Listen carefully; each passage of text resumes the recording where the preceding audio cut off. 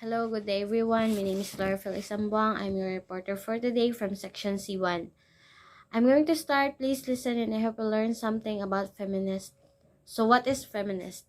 A feminist, according to Oxford, is a person who supports feminism.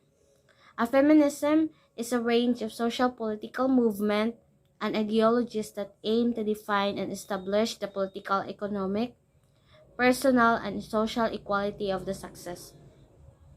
Feminism incorporates the position that societies prioritize the male point of view and that women are treated unjustly within those societies.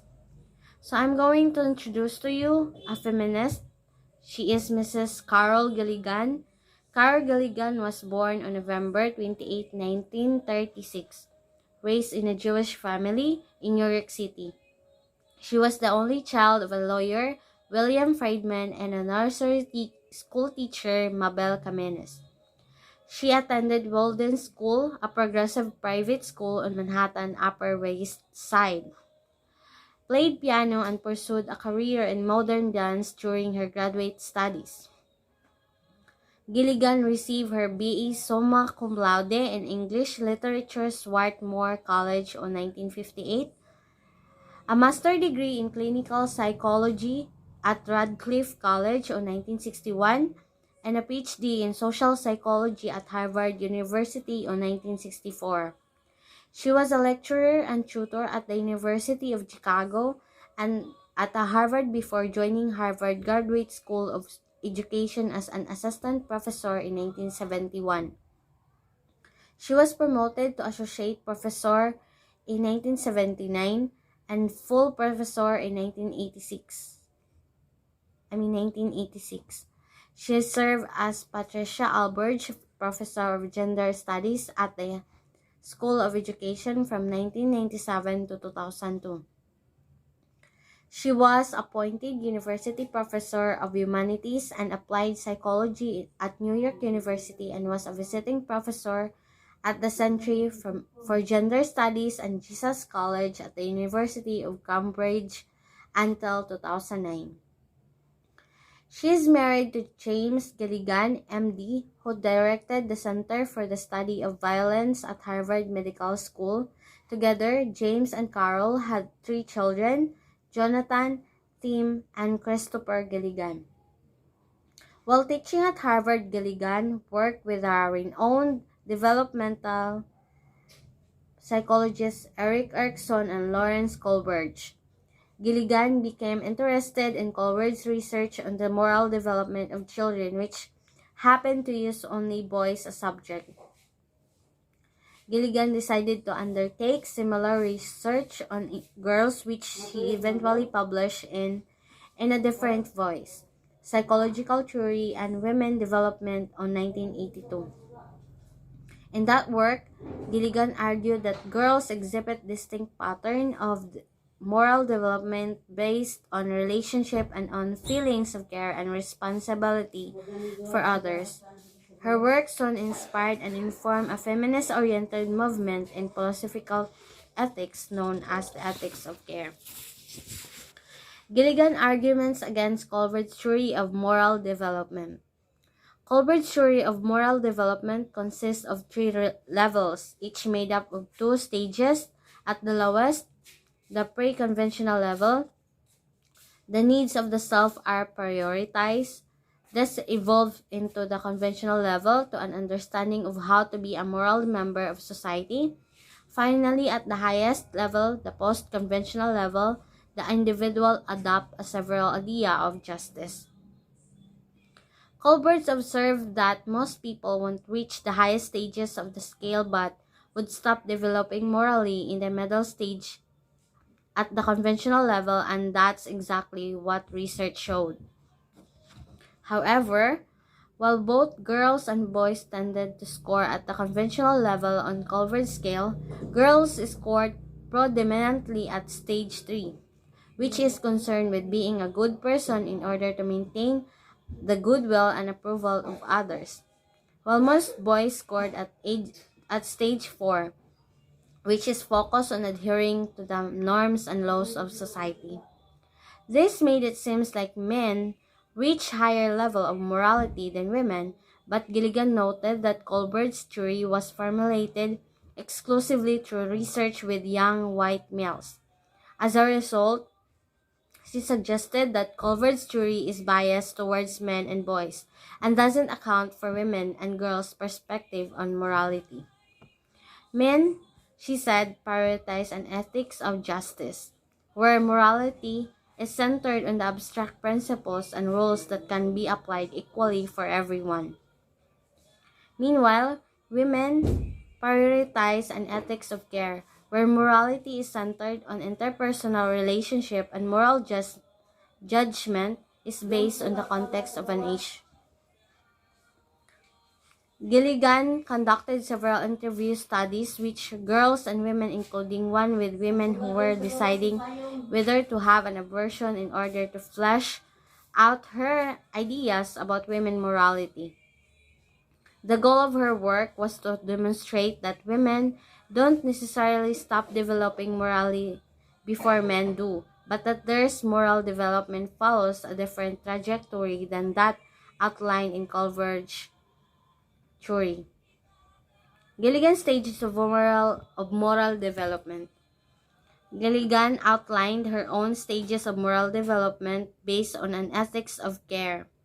She used the same level Colbert did, but based her stages on the interviews within women, specifically because Gilligan believed that women morality arose from real-life dilemmas, not hypothetical ones. She interviewed women trying to decide whether or not to terminate a pregnancy. Her work yielded the following stages. Stage 1. The pre-conventional. At the pre-conventional stage, women are focused on the self and emphasize their own self-interest over other consideration. Transition 1. During the first transition from the pre-conventional to the conventional level, the woman realized that she has a responsibility to others. It is the first time that she realized her previous moral perspective could be characterized as selfish. Stage 2. Conventional. At the conventional stage, women have come to focus on their responsibilities toward others. They are concerned with care for others and being selfless. But this position is defined in society by society or other people in the human orbit. Transition 2. During the second transition from the conventional to the post-conventional level, the women start to experience tension between the needs of others and the needs of the self. She began to realize she must strike a better balance between her needs and the needs of others. This leads to a shift in moral judgment away from goodness to truth, as she starts to honestly assess her own desires, not just her responsibility to others. Stage 3. The post-conventional. At the highest stage of moral development, the post-conventional stage, a woman has learned to see herself and others as interdependent. These women have control of their lives and take responsibility for their decision, a big part of which is the choice to care for others. Adhering to the obligation of care while avoiding harm or exploitation to herself and others enable the women to accept responsibility for her choices. Gilligan said that some women may not reach the highest stage of moral development. In addition, she didn't attach specific ages to her stages.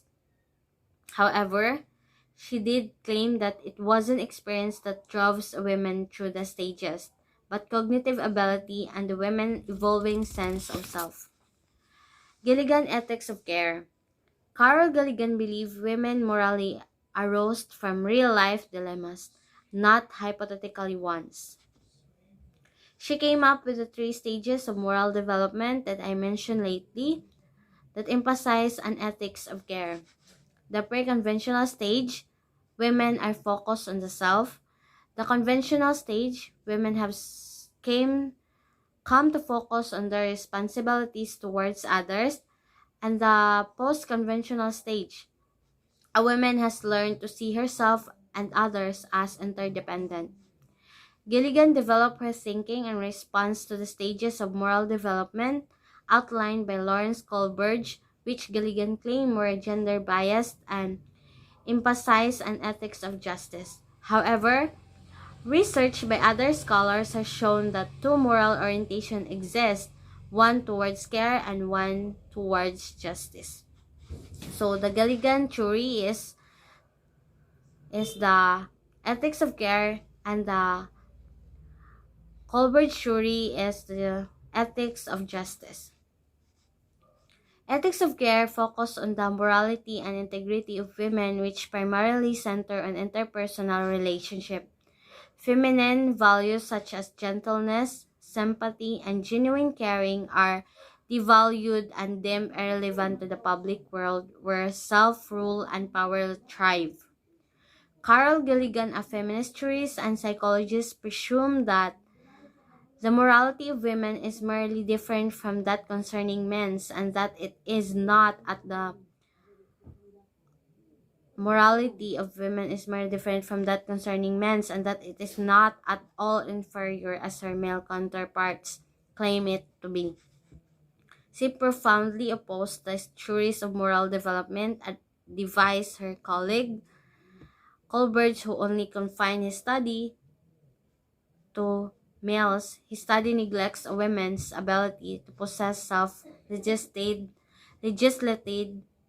legislated ethical dogma. Unfortunately, feminists realized that in their own quest to incorporate their ethics of care principle into the canons of society is so much too fixated on the masculine tenets of competition and self-interest. An environment based on interfamilial relations and mutual communication is one where an ethics of care ideology will be embraced by its people. Women emotional response are now a low-key supplement to traditional least ethical principle. As sensitivity and kindness were never equated with human goodness. Yet, it still seems that rational and intellect overpower this feminine aspect in male-dominated world. So, critic of Gilligan theory. While Gilligan ideas were groundbreaking, some feminist psychologists have also criticized them because they treat women's voices as a single homogeneous entity while ignoring the diversity of women based on age, class, and other factors. Moreover, some have expressed concern over the suggestion that women emphasize care and connection more than men, arguing that this reinforced traditional ideas about femininity while potentially continuing to push women into caregiver roles. Gilligan observation have also been critiqued as the result of societal expectation of men and women, not innate gender differences, which means that men's and women's moral development would follow different paths if society expectation were different. Carol Gilligan theory today, despite this criticism, Gilligan theory continues to be studied today. It is now widely acknowledged that there are two moral orientation, one that emphasizes justice and one that emphasizes care, as Gilligan proposed. Both gender develop both orientation. However, studies have shown that men tend to emphasize an ethic of justice and women an ethics of care. Although both gender understood one another's moral perspective, men and women were unable to comfortably adopt the other's approach, demonstrating a gender divide consistent with Gilligan's ideas. This research demonstrates that the moral development of men and women tend to follow different trajectories that emphasize different things.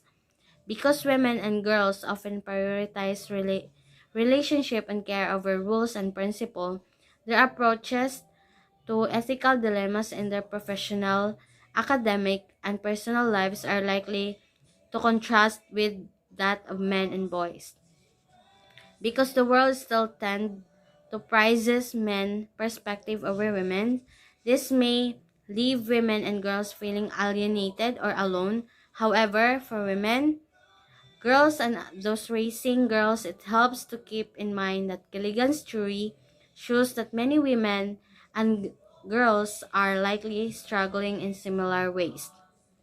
This is knowledge that can perhaps enable them to feel less isolated and show them that their moral values and sense of self are legitimate even if they are different from men's. That's all. Thank you.